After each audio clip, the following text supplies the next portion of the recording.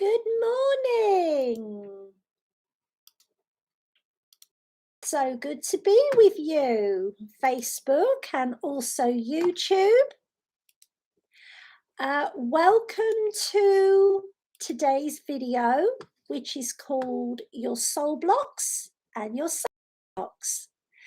So the reason I've decided to do this video is because many people at the moment are telling me that they feel blocked. And very often the people that are feeling blocked have tried everything and many things to get unblocked.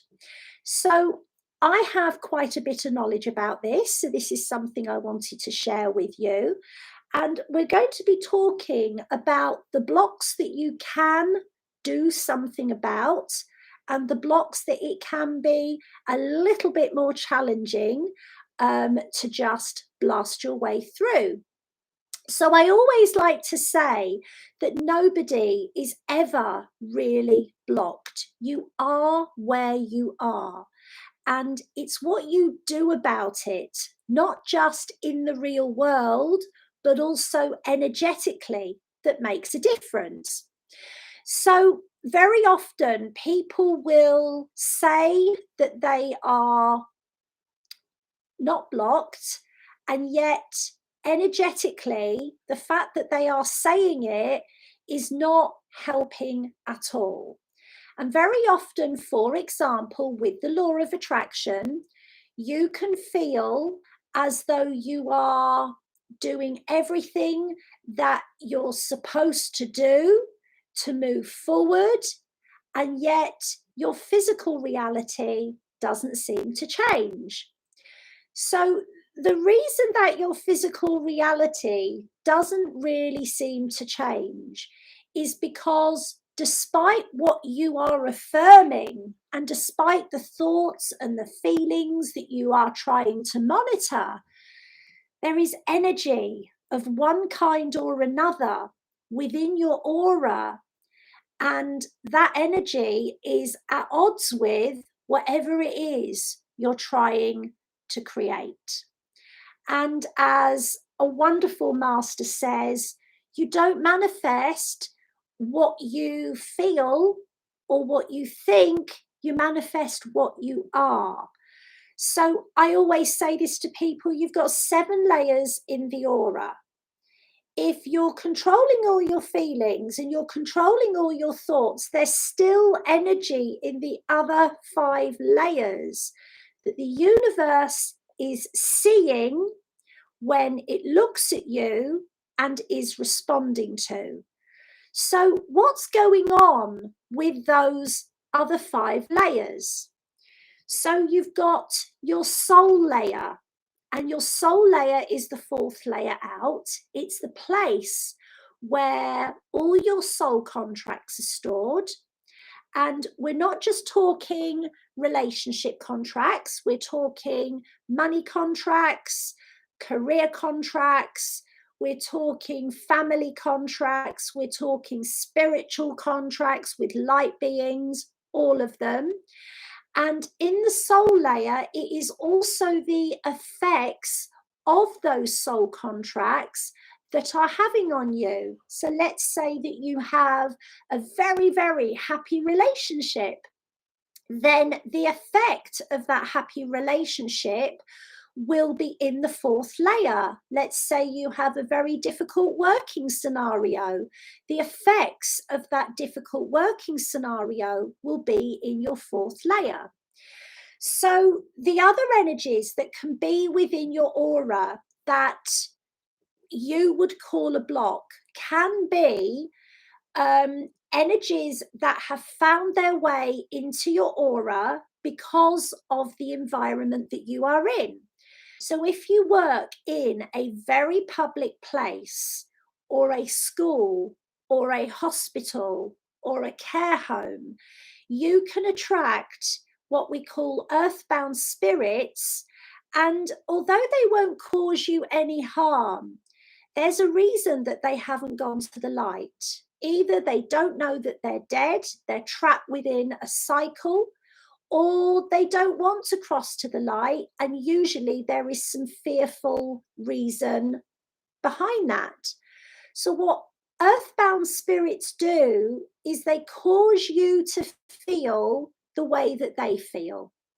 So if they feel resentful, you will feel resentful. If they feel angry, you will feel angry. The universe is seeing that and is magnifying that as part of your point of attraction. So that would be considered a block. So what else can be in your aura that will prevent you from moving forward, even though you're affirming and you're being positive and yet nothing's changing, is what we call karmic carryovers. And these are energies from earlier in this life and in other lives that cause you to be seen by the universe in a way that is not the most up-to-date version of you. So there can be things such as vows of safety, where earlier in your life, all you wanted was to be safe, or vows of not letting yourself get hurt. And because of that, your energy is more closed than it would be. Or perhaps there is a group agreement as part of your family to work really, really, really, really hard. And as a result of that, you find that you're always having to work incredibly hard to get anywhere, but you don't really move forward because there is a belief within your family that that's your lot. So what we're saying to you here is that the energy in your aura is more complex and more multi-layered than your mind and even your heart realizes. And this is one of the reasons why some of the most golden-hearted people that without a doubt deserve so much more don't ever get it. Because within their aura, they've got the effects of the people that they're trying to help, the people that they feel very compassionately towards. They've probably got the effects of people that cannot or will not grow. They may well have what we call some unnecessary healing contracts or unnecessary life force contracts, which cause the essential life force energy to get drained away. And this can often be experienced by getting a little bit of money, then it goes. Okay, so what can you do about this? So first of all, we're going to talk to you about the two different types of blocks that we're covering today. The first type of block is a soul block. So this means it is formed on the fourth layer of the aura, which is known as the soul dimension. And so the soul dimension is where your earthly self is experiencing growth or experiencing emotion as a result of the soulmates around you right now. Now, sometimes the soulmates around you are perfect for you to learn what it is you need to learn about yourself and about the world. And we're not just talking here about positive experiences. There can be soulmates that you've got contracts with that are vital for you, that are actually very difficult to live through, but they're a complete fit for you because you're going to learn what you need to learn. So then there are also soulmates that we have really learned as much as we can with, and that the energies are very, very draining for us, but the human within us doesn't want to let go. So what can happen with these soulmates, the ones that it's making you feel very tired, or whenever you're in their presence, you feel like you've got to tread on eggshells. what can happen is that these soulmates in some way are clinging to you as well. Now, they might be affirming that, you know, they don't care what you do. They don't care whether you stay or go. But you may well find that they are not as confident and they are not as strong as perhaps their verbalage says. And so what can happen is that a block is formed that is to do with not wanting to let go of the status quo, of not wanting things to change because they're scared. So this soul block has to be subconsciously agreed by you. So let's use the example of somebody that has been in a friendship, and this friendship is increasingly one-sided, and both parties have benefited from this friendship, but there comes a point when you're not quite sure whether your friend even likes you that much, and you're not sure what it is you've done wrong, and there's part of you that is ready to let them go. There's part of you that knows you've outgrown the friendship, but there's another part of you that hasn't got anyone to take their place. You haven't met anyone else that would take their place. And so you're nervous about letting them go in case it's the wrong thing to do, and in case this means you're being a bad person.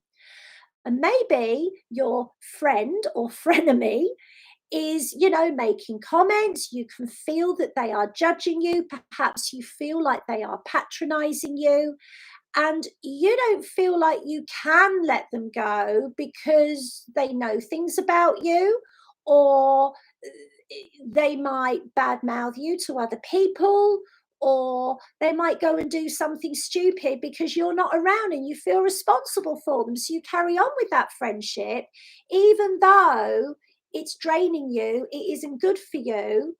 And what happens is there's a subconscious soul block that will affect many other parts of your life. So you may then find that you're trying to find a new job. You know, you're ready for a new job, but you can't find that new job. And it's because that soul block blocks your soul growth in every way. So I've also seen this in relationships where it's come to the end and one or both party is unwilling to admit it. And maybe one party is already talking about what life would be like if they were alone. And yet they worry about the effect of being alone upon themselves and what would happen to their spouse. And so they soldier on, and I see them feeling very tearful. I see their health being impacted. I see their career being impacted. And it's because there's a subconscious soul agreement, which is, you know, till death us do part. And the problem is it starts to take its toll in every part of the life, not just in the relationship as well. Good morning. If you're here, I'll come to you in a minute. So a soul block is something that you subconsciously agree to with a soulmate who is scared like you. And you really are ready to move forward because you can feel that you're ready to move forward. But there is part of you that is scared of what will happen if you walk forward. And they have almost used like an auto suggestion that if you let them go, either you're going to be responsible for them, or you're going to regret it, or you may not find that you are as capable of being independent as you think, or na na na na na, or the grass is not greener on the other side. And so subconsciously, even if you limit contact with them, that soul block is there. And it isn't just about the relationship or the friendship, right?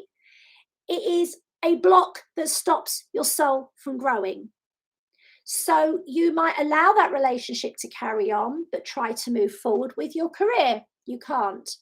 You might allow that friendship to carry on and you try to move forward with your business and you can't. So soul blocks can be removed by you, by letting the other person go and by moving forward now. Okay? So if you are finding that for whatever reason, money is just not coming in, or you are not meeting the kind of people that you want to date, or you're just not losing weight, or your career and your efforts to further it are falling on deaf ears, that friendship, that relationship, that dynamic isn't just blocking you there, it is blocking you completely, and your soul will get so frustrated because your soul is designed to grow, okay? And it will be preventing their growth as well. So you can do something about soul blocks, and you should do something about them because they're no good for anyone. Okay, so now we're going to talk about the other type of block that is not so easy to deal with yourself. Hey, Nita. Hi, Ju. Hey, Marianne. Hi, Kaz. Morning, Michelle. So the other type of block is a psychic block, okay? So a psychic block is usually placed there by somebody else, and it prevents you from moving forward, even though you know you're ready, you know you want to, and you're prepared to do what it takes. So psychic blocks are usually put there by people who have an axe to grind. So that could be anybody. So I have had psychic blocks from people that are jealous of my business or my gifts. I've had psychic blocks from people that were jealous of my marriage. I've had psychic blocks placed around me by energy beings. I have had psychic blocks placed around me by clients who can't afford to work with me anymore. I have had psychic blocks placed around me by competitors. Now, luckily, it is my job to clear them, because if I can't do it for me, then I sure as hell can't do clearings for other people. So it's okay. But if you are not able to move forward with your life and it's not a subconscious soul block, then what I'm going to say to you is it's probably a psychic block. So a psychic block, you will know it's a psychic block because you've done everything you can to make something happen. But despite all the steps you take, you keep ending back up where you are. Psychic blocks are often seen as a barrier between you and the result you want. So some psychic blocks are established by energy beings who meddle with your aura. Other psychic blocks are put there by people who want to prevent us from growing. So at some level, a psychic block is common when you are spending too much time procrastinating in your life. So it can be difficult to remove a psychic block, but the best news is you can prevent them from happening in the first place. Thank you. So my guide's coming in here. So a psychic block can be felt within you that I should be moving forward, but I can't. I should be moving, like you want to move forward, but you can't. Okay. So a soul block is where there's part of you that doesn't really want to move forward. Okay, there's part of you that doesn't really want what it is you say you want. So you might say that you want a relationship, but there's part of you that doesn't want to take a risk. That's a soul block. And we can create our own soul blocks as well. All right, a soul block, there has to be an agreement in place, whether it's between you and the cosmos, you and your higher self, you and your mind, or you and another person. There's some part of you that doesn't want to move forward. There's some part of you that is making an excuse or holding on to the way things are so that you don't move forward, right? Most of the time, that's what I see. A psychic block is where you would do it today if you could. You absolutely are ready and committed to take those next steps. You've tried, you've invested money, you've tried to get help. Nothing changes. Okay, so what can you do? Number one, if you've got a psychic block, you might be able to remove it yourself if you know how to do it. I can't teach you to do that outside of clearings with me because it isn't always safe. So if you've got the confidence to remove a psychic block, then do it, okay? And you are powerful enough. I just can't tell you how to do it. To prevent psychic blocks in the first place, you need to not be engaging with the astral realms much at all. So let me describe to you what the astral realms are. They are the same vibration as Earth, where you live right now. So if you live in a place which is really conscious and really positive, the astral realms will be a lot more conscious and positive. But if you live in a place where there is a lot of fear, a lot of closed minds, a lot of people that haven't got a lot, and it can even be people that have got a lot of money but they're very, very egotistical, then the astral realms will be full of that as well. So your astral realms are from the first dimension, which contains the biblical creatures, the good guys and the not so good guys. Well, in fact, there's no good guys in the first dimension. The second dimension is the creation dimension. So you've got the devic energies, they're not all positive. You've got the elementals, they're not all positive. And you've got the fairies and the elves as well. Some of the fae are good. Some of the fays are very maverick-like.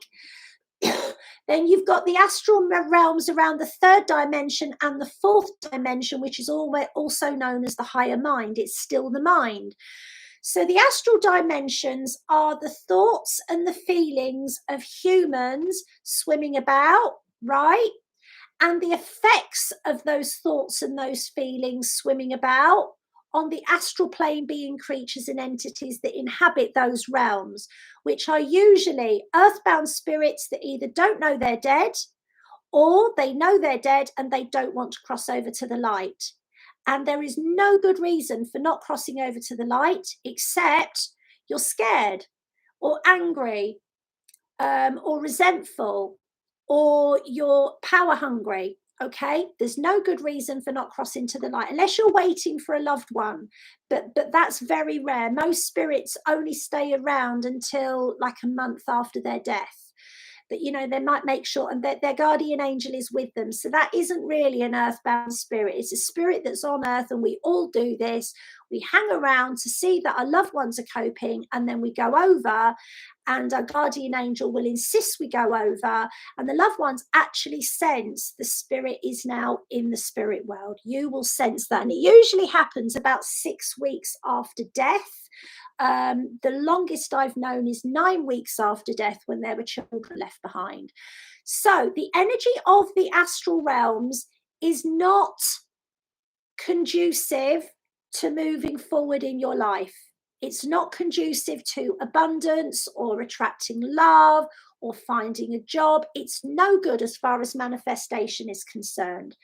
I've done a video which talks about the difference between how angel souls manifest and how starseeds manifest. It's called Your Abundance is Blocked. So do check that out if you can. So this is just like for everybody. If you have a psychic block and you cannot move forward, you may need some help removing it, because it's very unlikely that you placed it there. Okay. The way that you can prevent a psychic block is stay connected to your higher self, stay connected to the energy of your heart and your soul, and don't procrastinate. If there is a decision that you are going backwards and forwards about, you're generating fear, okay? You're generating an energy of tension. At the very best, you're generating an energy of lack of stability. So if there's something that you don't know what you should do or what you're going to do or what's going to happen, decide to let it go for now. Stay in the moment, stay now. The minute that you generate loads of thought energy of a non-productive nature, you're engaging with the astral realms without you knowing it. And another way of you telling this is if you're having a lot of processing dreams. If you're having a lot of dreams where you're processing pain or worry within your life, and your dreams leave you feeling worried or your dreams leave you feeling upset, it means you're not exiting the astral realms as we often do and go to the spirit world. You have to go through the astral realms to go to the spirit world. It actually means you're staying in the astral realms. And what happens is the astral layer is the layer closest to our physical body.